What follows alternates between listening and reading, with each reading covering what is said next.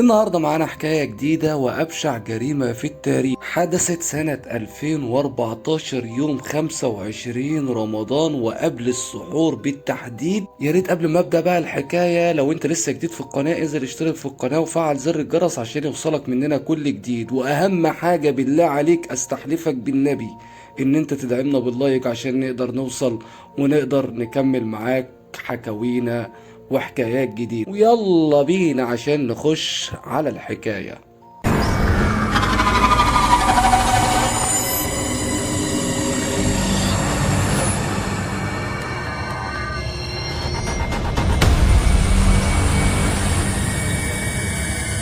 أبشع جريمة في التاريخ لنورة اللي الشيطان في قلبه رحمة عنها. سنة 2014 في مصر في منطقة منشية ناصر يوم 25 رمضان قبل السحور قتلت نورة شاب اسمه وليد عنده 29 سنة، وكان شغال مندوب مبيعات وحاول يتعدى عليها، فشالت جثته وخبتها في الدولاب. ورجع جوزها تعبان من الشغل وعايز يخش ينام في اوضته، فطلبت منه ان هو ينام في اوضه تاني بحجة انها بتنظف ودي تنظيفة العيد. فجوزها رفض وقال لها انا مش هنام الا غير على سريري، وفضل مصمم انه فعلا هينام على سريره. فجريت نورة راحت اتصلت باخوها وقالت له ان الشاب لما جه خبط على بابي ودخلت عشان اجيب له الفلوس من اوضة النوم، فحس ان انا لوحدي ودخل ورايا واتعدى عليا. وبالصدفة ان بنتها كانت بايتة عند جدتها ومش موجودة، وبالصدفة كمان ان كان في سكينة قريبة منها. فقال لها اخوها ان احنا لازم نبلغ البوليس وهم يتصرفوا. وبالفعل بلغوا البوليس، وجوزها اتصدم من اللي حصل ان هو كان نايم في اوضة وفيها قتيل وما كانش مصدق اللي حصل دون خالص. فالمباحث كانوا شاكين في نورة جدا، وقالوا لها ان ده لو مندوب مبيعات اتخلصت منه ازاي وبالسرعة دي جدا، وازاي دخل وراكي وحاول يتعدى عليك وخبيته جثته في الدولاب يوم كامل ليه من غير ما تبلغ البوليس، وعشتي في شقتك عادي وهو موجود فيها وخبيتي على جوزك، وان ليه اصلا تداري على الموضوع ما بلغتيش فورا ليه؟ ده غير ان نورة قالت ان هو مندوب مبيعات ومعاه مستحضرات تجميل هيبيعها لها بسعر كويس، رغم ان ما كانش فيه في شقتها اي منتجات من الحاجات دي. وبعد التحريات انه اكتشفوا انه ما خبطش على اي شقة في العمارة الا شقتها هي بس، وهي كانت ساكنة في التالت، وان في ساكنين تحتها سكان كتير، وما خبطش على اي ساكن تاني غيرها. فتحفظوا على نورة لغاية ما تقرير الطب الشرعي يظهر والنيابة تكمل تحرياتها. والغريبة بقى انه لقيوا تليفون الشاب دون في جيبه، واكتشفوا ان هو كلم نورة قبل ما يروح لها بساعة، والمكالمة كانت مدتها دقيقة. بعد كده النيابة بعتت لشركة الاتصالات واتأكدوا ان وليد كان بيكلم نورة بقاله سنة في الاوقات اللي جوزها ما بيبقاش متواجد فيها، لان معظم شغل جوزها بيبقى بره البيت كتير. ده غير ان وليد شغال نقاش مش مندوب مبيعات زي ما هي قال. والجيران قالوا ان ما سمعناش صوت صريخ تدل على انها هي في خطر، وان السكان في العمارة دي بيسمعوا كل حاجة بتحصل ما بين الجيران. ده غير ان في جار قال انه شاف وليد اكثر من مرة في الشارع وكان طالع بس ما بيعرفش هو طالع لمين في العمارة. والطب الشرعي كذب كلامها لانها قالت ان هي طعنته وهم كانوا واقفين، واللي اثبت ان الطعنة جت من مكان مرتفع، يعني كانت هي فوق وهو كان في الارض نايم. والتحريات اثبتت ان نورة اتعرفت على الشاب دون من سنة، وده كان وقتها كان في خلافات ما بينها وما بين زوجها، فكانت حاسة بملل في يوم من الايام، فراحت ركبت المترو وكان في شاب قدامها بيبص لها ومركز معاها جدا، وهي برضه كانت في نفس الوقت مركزة معاه، وهي ما صدتوش واتجاوبت معاه واتعرفوا على بعض واخدوا ارقام بعض وبدأوا يتكلموا مع بعض لغاية ما العلاقة اتطورت ما بينهم وحصل بينهم علاقة عن طريق المكالمات الصوتية. وطلب منها ان هو يروح لها البيت، لكن في البداية رفضت بس بعد كده وافقت. وفي يوم وهم كانوا مع بعض في اثناء العلاقة طلب منها ان هو يصورها فهي وافقت، وبعدها هي طلبت منه ان هم يتجوزوا وتتطلق من جوزها،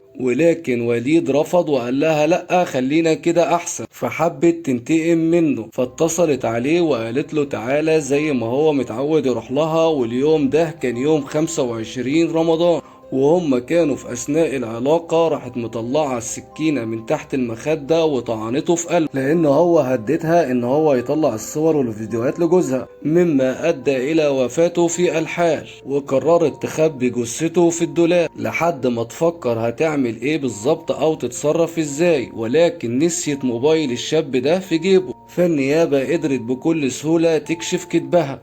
بس الصدمة الكبيرة كانت لزوجها، لأنه كان مصدقها لآخر لحظة، وإن كان في شهود عيان من الجيران أثبتوا إنه شافوا وليد كذا مرة في الشارع وكان طالع العمارة، بس ما كانوش يعرفوا طالع لمين بالظبط. وحاولت تنتقم من وليد لما طلبت منه الجواز وهو رفض وقال لها لأ خلينا عايشين كده أحسن، فخافت إن جوزها يعرف وتخسر بيتها وعيالها، وإن كان جوزها بيحبها جدا وكان بيثق فيها ثقة عمياء. للأسف باعت جوزها وخانته عشان خاطر واحد ما يستاهل، سابت الحلال عشان خاطر الحرام، وربنا حرمها من الحلال. وكانت احسن نهاية لنورة انه اتحكم عليها بالاعدام، ودي كانت احسن نهاية لواحدة زي دي. وبكده تكون خلصت حلقة نورة معانا. لو انت وصلت معانا لغاية نهاية الفيديو، لو انت بقى لسه مشتركتش في القناة انزل بقى يا جميل اشترك في القناة وفعل زر الجرس، واوعى تنسانا من اللايك بتاعنا عشان يوصلك كل حكاياتنا.